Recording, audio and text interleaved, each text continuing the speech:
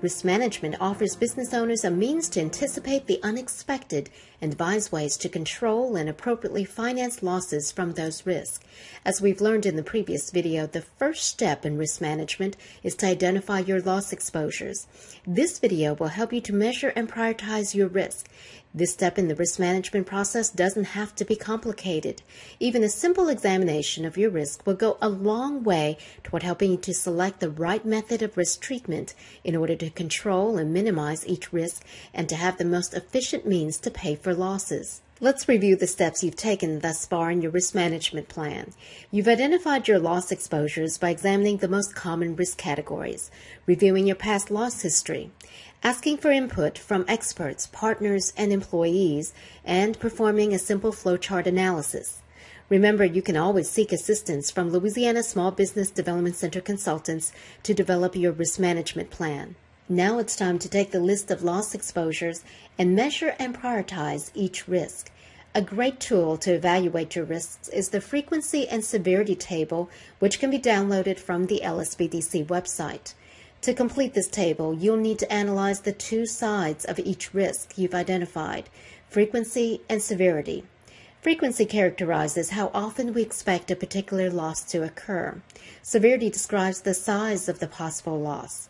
Obviously, the loss can range from zero in some years to a large amount in a single year. The best thing to do is come up with an average or maximum probable and possible loss. In calculating these losses, ignore the existing insurance coverage because you may decide after this analysis that a particular risk is not worth insuring. Let's begin to fill in the table with the loss exposures you've identified. There are 4 quadrants on the frequency and severity table. High frequency, high severity means the losses occur frequently and are costly. High frequency, low severity means the losses happen frequently but are not too costly. Low frequency, high severity means the losses occur infrequently, but when they happen, they're very costly. Finally, low frequency, low severity losses don't happen often and are not very costly. You can use past losses to determine the frequency and severity of future losses. If you don't have a loss history, try getting historical information from a peer in a similar business. Even looking at a few years of information will give you a good idea about the frequency and severity of losses for a risk. Now let's look at these simple charts. Judging from the loss history from the last 5 years, property damage to your building occurs frequently, but the severity of the losses is not large. However, professional liability losses do not occur frequently, but when they do, the loss is significant. Another way to gauge the severity of a loss is to estimate the maximum possible or probable loss for each business exposure. For example, with property exposure, the maximum possible loss is the total value of all of your business property. You could estimate the maximum possible loss for business interruption by multiplying the monthly business income by the length of time needed to rebuild and replace your property. Calculating a maximum possible loss for liability is nearly impossible. Instead, you could estimate the maximum probable loss by using the maximum loss from a similar liability that has occurred in your industry and in your area. Turning back to the frequency and severity table, use the loss history or maximum possible or probable loss to determine which quadrant the business exposure belongs in. Looking at the earlier example, you might place property risks in the high frequency, low severity box. But remember, how you evaluate the severity of the loss depends on your risk appetite. One good rule of thumb is if you can't pay for the loss out of cash flows, it should be categorized as high severity. Now let's look at liability risk. For example, this loss might happen twice in 5 years, but when it did occur, the loss was severe.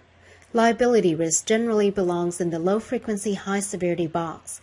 If your liability loss experience is not low frequency, you might want to consult with an expert to reduce the frequency of your losses. Follow the same steps to measure all of your business exposures. Another way to analyze your risks that will help you to decide how to manage them is to prioritize the exposures by placing them in one of 3 categories: insignificant, significant, and critical. Insignificant risks are those losses that can be paid out of cash flows, like petty theft or a minor auto accident. The next category is significant risk. The maximum possible or probable losses involved with significant risk could force you to borrow money or sell some assets in order to cover the loss. Some insignificant losses can over time turn into significant losses if they happen frequently enough. The last category is critical risk. These are risks that if the maximum possible or probable losses occur, it would wipe out all your capital and assets. You would not be able to borrow enough money to cover the losses. Liability losses often fall in this category, as do many property risks and business interruption. Next, plot on this axis where each business exposure should fall. In the next video, we will use this ranking of risk along with the frequency and severity table you filled in to help you to determine how best to manage your risk.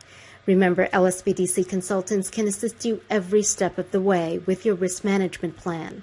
LSBDC offers risk management and business consulting all at no cost.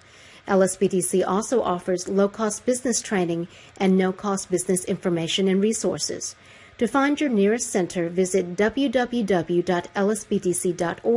and click the Locate a Center link.